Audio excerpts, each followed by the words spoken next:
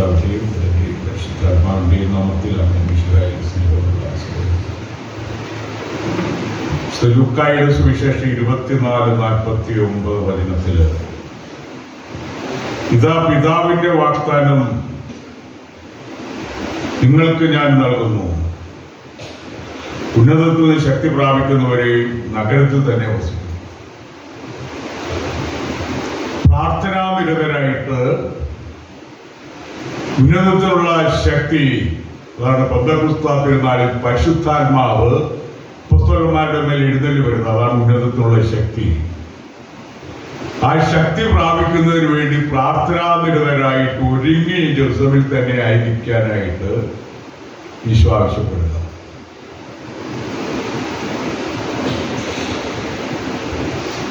ഉൽപ്പത്തി പുസ്തകത്തില് യാക്കോബിന്റെ ദർശനത്തെ പറ്റി പറയുന്നു. 28:10 വചനത്തിൽ യാക്കോബ് ഏസാവ് 2 മക്കൾ. ഇസ്ഹാക്കിന്റെ മക്കളാണ് യാക്കോബും ഏസാവും. ഇതിൽ യാക്കോബിന് 12 മക്കളുണ്ടായിരുന്നു. അതാണ് ഇസ്രായേലിലെ 12 ഗോത്രങ്ങള്. യാക്കോബിന് 3 ഭാര്യമാരിൽ നിന്നും 12 മക്കള്. ഇതാണ് 12 ഗോത്രങ്ങൾ. ഈ രക്ഷാകര ചരിത്രം തുടർന്നു കൊണ്ടുപോകുന്നത് യാക്കോബ് വഴിയായിരുന്നു. യാക്കോബ് പേരിന്റെ അർത്ഥം കുറച്ച് കുതന്ത്രക്രിയാളെന്നാണ്. വീടുകളിൽ കുതന്ത്രം കാണിക്കുന്നവരുണ്ട്, ഒരു കൂട്ടു നിൽക്കുന്ന അമ്മമാരുമുണ്ട്. അപ്പൊ യാക്കോബിന്റെ കുതന്ത്രത്തിനൊക്കെ അമ്മ കൂട്ടുനിന്നു. ചില അമ്മമാർക്ക് ഇളയ മകനോടാണ് സ്നേഹം കൂടുതൽ. ഏസാവിനോട് ഉള്ളതിന് കാരണം ഉപരിയായിട്ട് കൂടുതൽ സ്നേഹം അപ്പന് ഏസാവിനോട് ഇച്ചിരി പ്രതിപത്തിയൊക്കെ ഉണ്ടായിരുന്നു. എന്നാൽ അമ്മയ്ക്കുണ്ടായിരുന്നത് യാക്കോബിനോട്. അപ്പോൾ മൂപ്പവകാശം മൂത്ത ആകാവുള്ളത്. എന്നാൽ അവകാശം മേടിച്ചെടുക്കാനായിട്ട് ഈ റെബെക്ക കൊണ്ടു നിൽക്കുക. അപ്പൊ അപ്പം പറഞ്ഞു, അപ്പന് ഏസാവിനോട് പറയുക, നീ നായാട്ടുകാരനാണ്, നായാടുന്ന ആളായിരുന്നു ഏസാവ്. ഈ മനുഷ്യവംശത്തിന്റെ ആരംഭ കാലഘട്ടം നാടോടികളായിരുന്നു ആളുകൾ. ആഹാരത്തിനു വേണ്ടി നായാടി മാംസം ഭക്ഷിച്ചുകൊണ്ട് ജീവിക്കുന്ന ആളുകളായിരുന്നു ആദ്യ കാലഘട്ടങ്ങളിൽ. പിന്നീടാണ് കൃഷിയൊക്കെ തുടങ്ങുന്നത്. ഏതായാലും ഈ മലബാറിലേക്ക് കുടിയേറിയ കാലത്തും നായാട്ട് നടത്തി പന്നിയൊക്കെ പിടിക്കുന്ന ആളുകൾ അന്നുണ്ടായിരുന്നു. ഏതായാലും എസാണ് പറഞ്ഞു, നീ കുറച്ച് മാംസമൊക്കെ നയാടി കിട്ടുന്നത് നന്നായിട്ടൊന്ന് ശരി ക്രമപ്പെടുത്തി ഇതൊക്കെ ഒന്ന് എന്നിട്ട് എനിക്ക് തരിക, ഞാൻ നിനക്ക് ഇനി അനുഗ്രഹിക്കാറുണ്ട്. പക്ഷേ ഇത് റെബെക്ക കേട്ടിട്ട് പറഞ്ഞു, യാക്കോബിനോട് പറഞ്ഞു, ഇതൊരു കാര്യം ചെയ്യും, നല്ല കുറെ ആടുകളുണ്ട്, ഒരു ആട്ടുകുട്ട് ആ മുട്ടനെ പിടിച്ചോണ്ട് വരിക, അതിനെയൊക്കെ ഒന്ന് ശരിയാക്കി നമുക്ക് നന്നായിട്ട് പാചകം ചെയ്ത് അപ്പച്ചന് കൊടുക്കാം. ഇതെല്ലാം കഴിച്ചു കഴിഞ്ഞപ്പോൾ അനുഗ്രഹിക്കാനായിട്ട് വിളിച്ചപ്പോൾ ഏസാവിന് ഒത്തിരി ശരീരത്തിൽ ഒത്തിരി രോമം കണ്ടു, കൂടെയൊക്കെയുള്ള മനുഷ്യനാണ്. അപ്പൊ അതിനും തള പറഞ്ഞു കൊടുത്തു, ഒരു രോമക്കുപ്പായൊക്കെ പിന്നീടിട്ട് അപ്പൻ്റെ അടുത്തേക്ക് പോയാൽ മതി, ഇപ്പൊ തപ്പി നോക്കൂല, ആരാണത് തപ്പി നോക്കിക്കഴിഞ്ഞപ്പോൾ ഇപ്പൊ കൂടെയൊക്കെ ഉണ്ട്. അപ്പൊ അപ്പം പറഞ്ഞു, പിന്നെ സ്പർശിച്ചു നോക്കിയിട്ട് ഏസാവ്, സ്വരം കേട്ടിട്ട് യാക്കോബ്. പിന്നെ ഏസാവ് നയാട്ടെല്ലാം കഴിഞ്ഞ് അവശനായിട്ട് വന്നു കഴിഞ്ഞപ്പോൾ അവിടെ പിന്നെ നല്ല പായസം വെച്ചിട്ടുണ്ട്, വയറു പായസം. ഒന്നുകൊണ്ടായിരുന്നു വയറു പായസം. അപ്പൊ ഇത് ആവശ്യപ്പെടുകയാണ് ഏസാവ്, എനിക്ക് വിശന്ന് പോലെയുന്നു. അപ്പം നിന്റെ മൂപ്പവകാശം തന്നാ കൊടുത്തേക്കാന്ന് പറഞ്ഞു. നീ എന്ത് കുഴപ്പമാണെങ്കിലും വേണ്ടില്ല, എനിക്ക് വിശക്കുന്ന, എനിക്ക് പായസം കിട്ടിയാൽ മതി. എങ്ങനെ പായസം മേടിച്ചു, എന്നെ 2 തട്ടിട്ടു മൂപ്പവകാശവും മേടിച്ചിട്ടു. അപ്പൊ അതിന് കൂട്ടുനിന്നതാണ് റെബെക്ക. ഇതെല്ലാം കഴിഞ്ഞപ്പോൾ ഈ സഹോദരങ്ങൾ തമ്മിൽ വിദ്വേഷമായി, പകയായി. ഇത് മാത്രമല്ല, സ്വന്തം നാട്ടിൽ ചെന്ന് വിവാഹബന്ധം ജീവിത പങ്കാളിയെ സ്വീകരിക്കണം യാക്കോബ് എന്ന റെബെക്കയ്ക്ക് ആഗ്രഹമുണ്ടായിരുന്നു. പിതാവിനോട് പറഞ്ഞിട്ട് യാക്കോബിനെ പറഞ്ഞയക്കുക, ഒന്ന് കലകൊണ്ടാകാതിരിക്കാൻ, 2 സ്വന്തം നാട്ടിൽ ചെന്നിട്ട് ജീവിത പങ്കാളി കിട്ടാൻ വേണ്ടി. അവിടെ ചെന്ന് 2 പേരെ കല്യാണം കഴിക്കുന്നുണ്ട്. ആദ്യം ചേർത്തിയെ ലേയായി കെട്ടിച്ചു കൊടുത്തു, പിന്നെ റബെക്കായെ കെട്ടിച്ചു കൊടുത്തു, പിന്നീട് റാഹേലിനെ കല്യാണം കഴിച്ചു. റാഹേലായിരുന്നു സുന്ദരി. അതിപ്പോൾ കുറേ വർഷങ്ങൾ സേവനം ചെയ്തിട്ടാണ്. ഇതാണ് യാക്കോബിൻ്റെയൊക്കെ ചരിത്രം. അത് കഴിഞ്ഞ് യാക്കോബ് പിന്നീട് വരുന്ന കാര്യങ്ങളൊക്കെ. യാക്കോബിയുടെ ആടുമാടുകളും 2 ഭാര്യമാരും മക്കളും ഒക്കെ ആയിട്ട് വരുമ്പോൾ യേശോവിനെ നേരത്തെ തന്നെ മുതന്മാരെ അയച്ചു, കുഴപ്പമൊന്നും ഉണ്ടാക്കരുത്, അതിനുള്ള ആടുമാടുകൾ സമ്മാനമൊക്കെ ആയിട്ടാണ് വരുന്നത് ഏസാവിന്. പക്ഷെ ഏസാവ് വഴക്കൊന്നും ഉണ്ടാക്കാതെ സഹോദരനെ സ്വീകരിക്കുന്ന രംഗമൊക്കെ ബൈബിളിൽ പറയും. യാക്കോബ് പോകുന്ന അവസരത്തിൽ, അങ്ങോട്ട് പോകുന്ന അവസരത്തിൽ കുറെ യാത്ര ചെയ്ത് കഴിഞ്ഞപ്പോൾ ക്ഷീണിതനായി. അപ്പൊ തലയ്ക്ക് ഒരു കല്ലെടുത്ത് വെച്ചിട്ടുണ്ട്, ഇങ്ങനെ കിടന്ന് ഉറങ്ങുന്നതാണ്. അപ്പോൾ യാക്കോബിനൊരു ദർശനം ഉണ്ടാകുകയാണ്. സ്വർഗം മുട്ടെ ഉയർന്നിരിക്കുന്ന ഒരു കോടി, ഭൂമിയിൽ ഉറപ്പിച്ചിട്ടൊരു കോടി, അതിൽ ദൂതന്മാർ കയറി ഇറങ്ങുകയും ചെയ്തു. അപ്പൊ ആ സ്വപ്നത്തിൽ കിട്ടിയ ആ ദർശനം, അപ്പോൾ ഇത് ദൈവത്തിന്റെ സാന്നിധ്യമുള്ള സ്ഥലമാണെന്ന് യാക്കോബിന് മനസ്സിലായി. അതുകൊണ്ട് ആ കല്ലെടുത്ത് നേരെ ഒഴിച്ചിട്ട് അതിൽ എണ്ണയൊഴിച്ചു. ആ സ്ഥലത്തിന് ബെഥേൽ എന്ന പേര് നൽകി. നേരത്തെ ലൂസിനായിരുന്നു പേര്. ബെഥേൽ എന്ന പേര് നൽകിയെന്ന് വിശുദ്ധ ഗ്രന്ഥത്തിൽ പറയുന്നു. എന്നിട്ട് യാക്കോബ് പറയാണ്, ഇത് ദൈവത്തിന്റെ ഭവനമല്ലാതെ മറ്റൊന്നുമല്ല, ഇത് ദൈവത്തിന്റെ ഭവനമല്ലാതെ മറ്റൊന്നുമല്ല, സ്വർഗത്തിന്റെ കവാടമാണ് ഇവിടം, ഇത് അനുഗ്രഹീതമായ സ്ഥലമാണ്. ഇപ്പോൾ ഉൽപ്പത്തി പുസ്തകത്തില്, ഈ ബൈബിളില്, രക്ഷാകര ചരിത്രത്തില് ഈ പാരമ്പര്യം നിലനിൽക്കുന്നത് യാക്കോബ് വഴിയാണ്. അതുകൊണ്ടാണ് നമ്മൾ അബ്രാഹത്തിന്റെയും ഇസ്ഹാക്കിന്റെയും യാക്കോബിന്റെയും ദൈവമേ എന്നുള്ള പ്രാർത്ഥന ചെയ്യുന്നത്. പൂർവ്വപിതാക്കന്മാരുടെ ദൈവം. ആ ഇസ്ഹാക്കിന് ഈ യാക്കോബിന് വേറൊരു പേരുണ്ട്, അതാണ് ഇസ്രായേൽ. അതുകൊണ്ടാണ് അതിൽ നിന്ന് ഇസ്രായേൽ എന്നുള്ള രാജ്യത്തിന് പേര് വന്നത് യാക്കോബിന്റെ പേരിൽ നിന്നാണ്, യാക്കോബ്. ആദ്യത്തെ കുർബാനക്രമത്തിൽ അബ്രാഹത്തിന്റെ, ഇസ്ഹാക്കിന്റെ, ഇസ്രായേലിന്റെ ദൈവം എന്നാണ് നമ്മുടെ കുർബാനക്രമത്തിൽ ഉണ്ടായിരുന്നത്. ആദ്യം ട്രാൻസ്ലേറ്റ് ചെയ്തത്. ഇപ്പോഴത് യാക്കോബ് തന്നെയായി. 1 പത്രോസ് 1:3-9 പ്രത്യാശയോടെ കാത്തിരിക്കുന്നതിനെ പറ്റി പറയാം. അല്പകാലത്തേക്ക് വിവിധ പരീക്ഷകൾ നിമിത്തം നിങ്ങൾക്ക് വ്യസനിക്കേണ്ടി വന്നാലും അതിൽ ആനന്ദിക്കുന്നു. ലോകത്തിലായിരിക്കുമ്പോൾ പരീക്ഷകൾ ഉണ്ടാകും. പിള്ളേർക്ക് പരീക്ഷ പേടിയാണ്. വടക്കേരിയിലെവിടെയോ പരീക്ഷയുടെ, നീറ്റ് പരീക്ഷയുടെ പേപ്പർ വിലയ്ക്ക് വിറ്റു. ഇത് വാങ്ങിച്ച 3-4 പിള്ളേർ ആത്മഹത്യ. ഒരു സ്ഥലത്ത് നമ്മുടെ നാട്ടില് ഒരു 10 വയസ്സുകാരൻ, അവന് എപ്പോഴും മൊബൈൽ നോക്കിയിരിക്കുക. മൊബൈലൊക്കെ കളികളൊക്കെ ഉണ്ട്. പിള്ളേർക്ക് മൊബൈൽ കളിച്ച് നടക്കുന്ന പിള്ളേരൊക്കെ ഉണ്ട്, മൊബൈലിലെ കളി. ഇവനിങ്ങനെ കളിച്ചു കിടക്കുക. അപ്പനത് ആ മൊബൈൽ മേടിച്ചു വെച്ചു. ഇവനൊരു കെട്ടിടത്തിന്റെ 2ാം നിലയിൽ കയറിയിട്ട് പറഞ്ഞു, ഞാനിപ്പം ചാടിയിട്ടേ ഉള്ള മൊബൈൽ, ഇപ്പം ചാടിച്ചാകും. പോലീസുകാർ ആളുകളൊക്കെ വന്നു ഇവൻ ചാടിച്ചാകാതിരിക്കാൻ വേണ്ടി. 10 വയസ്സുകാരനാണ്. അപ്പൊ മൊബൈൽ മേടിച്ചു വെച്ചതാണ്. ഇവൻ ചാടിച്ചപ്പിട്ടേ ഉണ്ടെന്ന് പറഞ്ഞു. ഏതായാലും അവനെ അനുരചനപ്പെടുത്തി അവരുടെ പേരും ഒക്കെ പറഞ്ഞ് ഏതായാലും താഴെ ഇറക്കി. അവൻ ചാടിയില്ല. അവൻ പറഞ്ഞു ചാടിയിട്ടേ ഉള്ളൂ. പോലെ ഒന്നിന്റെയും നമ്മളൊന്നിന്റെയും അടിമകളായിരിക്കരുന്നുള്ള മൊബൈലിന്റെ അല്ല യാതൊരു സാധനത്തിന്റെയും അടിമത്വം. നമ്മൾ സ്വാതന്ത്ര്യത്തിലേക്ക് സൃഷ്ടിക്കപ്പെട്ടിരിക്കുന്നതാണ്.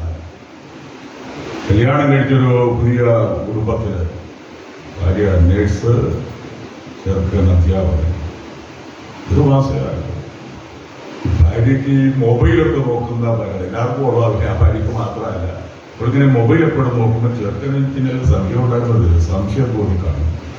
ഏതായാലും അവനെ നേരത്തെയൊക്കെ അവിടെ പറഞ്ഞു കാണും, നീ എപ്പോഴും തന്നെ മൊബൈൽ നോക്കിക്കൊണ്ടിരിക്കുന്നു. അവൻ ആ മൊബൈൽ മേടിച്ചിട്ട് ഒരു ഏറ് കൊടുത്തു. മൊബൈൽ ഏറായി. അപ്പൊ അതോടുകൂടി ഇവൻ ആ പെണ്ണിനെ വളരെ ഇഷ്ടമൊക്കെയാണ്. പക്ഷെ ഈ സംഭവം നടന്നു കഴിഞ്ഞപ്പോഴത്തേന് അവള് തീരുമാനിച്ചു, ഇവരൊരു സംശയമൊക്കെ ഇവന്റെ കൂടെ താമസിച്ചിട്ട് കാര്യമില്ല. അതുകൊണ്ട് അവളുടെ വീട്ടിലേക്ക് താമസിക്കാതെ പോയി കുടുംബ കോടതിയിലേക്ക് പോയി വിവാഹം പറഞ്ഞു. അപ്പോൾ ഒത്തിരി ആഘോഷമൊക്കെ നടത്തി. 4 ലക്ഷം രൂപയുടെ ബിരിയാണി സദ്യ, ആഘോഷങ്ങളും സ്റ്റേജും ഡാൻസും തുള്ളലും ഒക്കെ നടത്തി ആരംഭിച്ച കുടുംബജീവിതം ഒറ്റ മൊബൈലിന്റെ ഏറിൽ തീർന്നു. ഇങ്ങനെയൊക്കെയാണ് ജീവിതങ്ങൾ.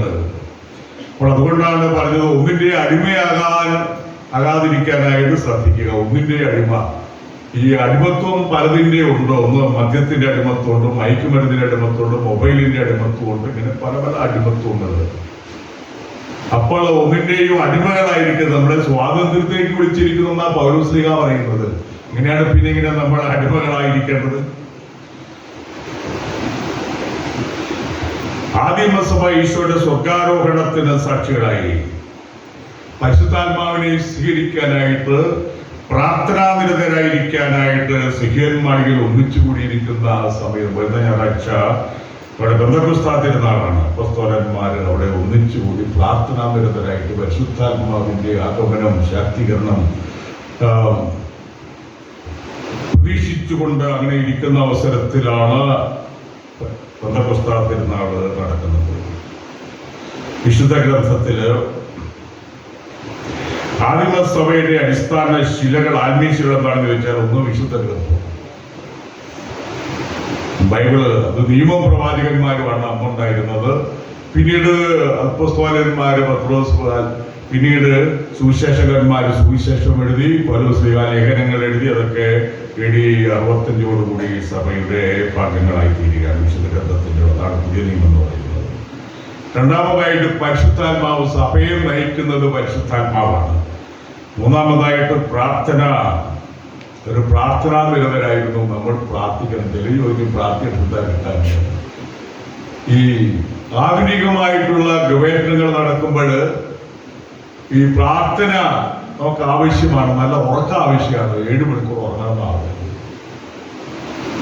രണ്ടാമതായിട്ട് പ്രാർത്ഥന വഴിയായിട്ട് നമുക്ക് ആത്മീയമായിട്ടുള്ള ഗുണങ്ങൾ മാത്രമല്ല, നമ്മുടെ തലച്ചോറിൽ അതിന്റെ വ്യതിയാനങ്ങൾ ഉണ്ടാവും. ഇപ്പൊ ശാന്തമായിട്ടും സ്വസ്ഥമായിട്ടും ജീവിക്കണമെങ്കിൽ പ്രാർത്ഥന ആവശ്യമാണ്. നന്നായിട്ട് പെരുമാറണമെങ്കിലും നമ്മുടെ ദേഷ്യവും വിദ്വേഷം, പക, വെറുപ്പ് ഇതിനെയൊക്കെ നിയന്ത്രിച്ചു നിർത്തിക്കൊണ്ട് സൗമ്യമായിട്ടും ശാന്തമായിട്ടും പെരുമാറാൻ കഴിയണമെങ്കിൽ ഈ ആത്മീയമായിട്ടുള്ള ശക്തി ആവശ്യമാണ്. അതാണ് പ്രാർത്ഥന. എന്തായി പ്രാർത്ഥന എന്ന് പറയുന്നത്? നമ്മുടെ ഹൃദയത്തെയും മനസ്സിലെ ദൈവസന്നിധിയിലേക്ക് ഉയർത്തുന്നതാണ്. ആരാണ് ദൈവം? നമ്മുടെ സൃഷ്ടാവാണ്, അസ്തിത്വത്തിന്റെ കാരണഭൂതനാണ്. അതുകൊണ്ടാണ് പൗലോസ്ലീഹ പറയുന്നത് ഇൻക്യും believe and move how of being. അതാണ് പൗലോസ്ലീഹ പറയുന്നത്. അപ്പോൾ ഇൻക്യും എന്ന് വെച്ച് കഴിഞ്ഞാൽ ദൈവത്തിലാണ് നമ്മളായിരിക്കുന്നത്, ദൈവത്തിലാണ് നാം ചലിക്കുന്നത്. ഇവിടെ നമ്മുടെ അസ്തിത്വം ദൈവത്തിലാണ്. ദൈവമാണ് നമ്മുടെ സൃഷ്ടാവ്. അതാണ് പൗലോസ്ലീഹ പറയുന്നത്. അപ്പോൾ ആദിമ സഭയുടെ ആത്മീയ ശിലകളാണ് വിശുദ്ധ ഗ്രന്ഥം, പരിശുദ്ധാത്മാവ്, പ്രാർത്ഥന. ഈ വിശുദ്ധ ഗ്രന്ഥം അത് ലിഖിതങ്ങൾ എന്ന് പറയുന്നതാണ്. നിയമം, പ്രവാചകന്മാര്, ലിഖിതങ്ങൾ ഇത് 3ആയിട്ട് തിരിച്ചിട്ടുണ്ട്. പഴയ നിയമത്തിൽ തോറ എന്ന് പറയും. ആദ്യത്തെ 5 പുസ്തകങ്ങൾ അതാണ് പഞ്ചഗ്രന്ഥി എന്ന് പറയുന്നത്. പുറപ്പാട്, ഉൽപ്പത്തി, പുറപ്പാട്, സംഖ്യ, ലേവ്യരുടെ നിയമാവർത്തനം, അതാണ് പഞ്ചഗ്രന്ഥി. അതുപോലെ പ്രവാചകന്മാരുടെ പേരിൽ നിബിയും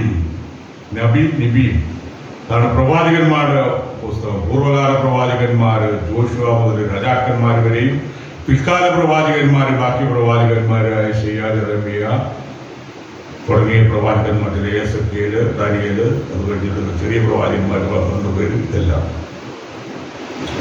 ഇനി കെതുബീം എന്ന് വെച്ചാൽ ലിഖിതങ്ങൾ, എഴുതപ്പെട്ടവ, സങ്കീർത്തനങ്ങൾ ഉൾപ്പെടെയുള്ള മറ്റു ഗ്രന്ഥങ്ങൾ.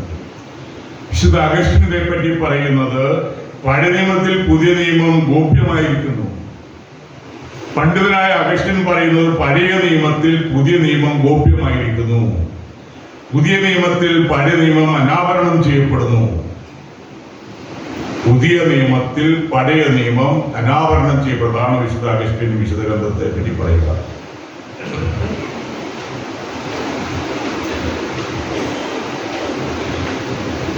പ്രാർത്ഥന ദേവാലയ കേന്ദ്രീകൃതമാണ്. വിശുദ്ധ അവർ അന്നുണ്ടായിരുന്നവരുടെ ദേവാലയം സിഹിയന്മാരുടെയാണ്. അവർ ദൈവത്തെ സ്തുതിച്ചുകൊണ്ട് സദാസമയം ദേവാലയത്തിൽ കഴിഞ്ഞുകൂടി. ദേവാലയം ദൈവത്തിന്റെ ആലയമാണ്. ദേവാലയം എന്ന് പറയുന്നത് ദൈവത്തെ സ്തുതിച്ചുകൊണ്ട് സദാസമയം ദേവാലയത്തിൽ ചിലവഴിച്ചു. ധ്യാനമൊക്കെ നമുക്ക് നല്ലതാണ്. ഇടയ്ക്ക് പോയി വലിയ ടെൻഷനൊക്കെ വന്നു കഴിയുമ്പോഴത്തേന് അല്ലെങ്കിൽ പോലും ഒരു ധ്യാനമന്ദിരത്തിൽ പോയി ഒരാഴ്ച ഒരു 3-4 ദിവസമൊക്കെ ചെലവഴിക്കുക. 2-3 ഗുണങ്ങളുണ്ട്. ആഹാരം ഉണ്ടാക്കണ്ട, ഒരു ആഹാരം കിട്ടും, ചൂട് നിന്നാൽ മതി. ഞാൻ ഈ ഹോട്ടലൊക്കെ പല പ്രാവശ്യം കിട്ടുക. അപ്പോൾ ആഹാരം, പിന്നെ രണ്ടാമതായിട്ട് സ്വസ്ഥമായിട്ടിരിക്കുക, വഴക്കും കലവില്ലാതെ സ്വസ്ഥമായിട്ടിരിക്കുക. 3-മതായിട്ട് പ്രാർത്ഥിക്കാൻ പറ്റും. 4-മതായിട്ട് സദ്വചനങ്ങൾ കേൾക്കും. അതനുസരിച്ച് നമ്മുടെ ജീവിതത്തിന്റെ ചെയ്തികളും പോക്കുമൊക്കെ നിയന്ത്രിക്കണം. അതുപോലെ തിരുത്തേണ്ട മേഖലകള്, തകർച്ചയുടെ മേഖലകള് ഒക്കെ ജീവിതത്തിൽ ഉണ്ടാകാം. അപ്പൊ അതിനെയൊക്കെ തിരുത്തിക്കൊണ്ട് ആത്മീയമായിട്ടുള്ള ശക്തി പ്രാപിച്ചു പോരുക. അങ്ങനെ പോകുന്ന പലരുമുണ്ട്. അപ്പൊ അത് ഒരുപാട് എല്ലാ മാസത്തിലും പോകണമെന്നില്ല, 1 വർഷത്തിൽ ഒന്നൊക്കെ പോയാൽ മതി. നമ്മുടെ സിസ്റ്റേഴ്സൊക്കെ 15 ദിവസത്തെ ധ്യാനത്തിന് പോയിരിക്കുകയായിരുന്നു പലരും. ഇടുക്കിക്കാണ് പോകുന്നതിൽ ചിലർ പോയിട്ടുണ്ട്, ചിലർ പോയി കഴിഞ്ഞു. അപ്പൊ അങ്ങനെ ഒരു ധ്യാനമുണ്ട് ഇടുക്കിയിലും അതുപോലെ തൃശ്ശൂരും ഒക്കെ. അപ്പോൾ 2 ആഴ്ച ഈ അവധിക്കാരായതുകൊണ്ട് അവർ ധ്യാനത്തിൽ ചിലവഴിച്ച് ആത്മീയമായിട്ട് ഉണർവുള്ളവരായിട്ട് വരുന്നു. അപ്പോൾ ഉണർവ് കിട്ടണം, ഉണർവിന്റെ ഫലം ലഭിക്കാനുള്ള പാർട്ടുണ്ട്. അതുകൊണ്ട് ഇടവകയിലെ ധ്യാനത്തിൽ മാത്രമല്ല, ഇങ്ങനെയുള്ള ധ്യാനത്തിലും വർഷത്തിലൊക്കെ പോകുന്നത് നല്ലതാണ്. ആത്മീയമായിട്ടുള്ള ശക്തിയെ നമുക്ക് ഒത്തിരി ഈ തിന്മകളുടെ അതിപ്രസരം ജീവിതത്തിലേക്ക് വരാം. അപ്പം അതിനെയൊക്കെ നിയന്ത്രിച്ചുകൊണ്ട് സ്നേഹത്തിലും കൂട്ടായ്മയിലും കുടുംബത്തെ പടുത്തുയർത്താനായിട്ട് പ്രാർത്ഥനയും ആത്മീയതയും വചന വായനയൊക്കെ സഹായിക്കുന്നതാണ്.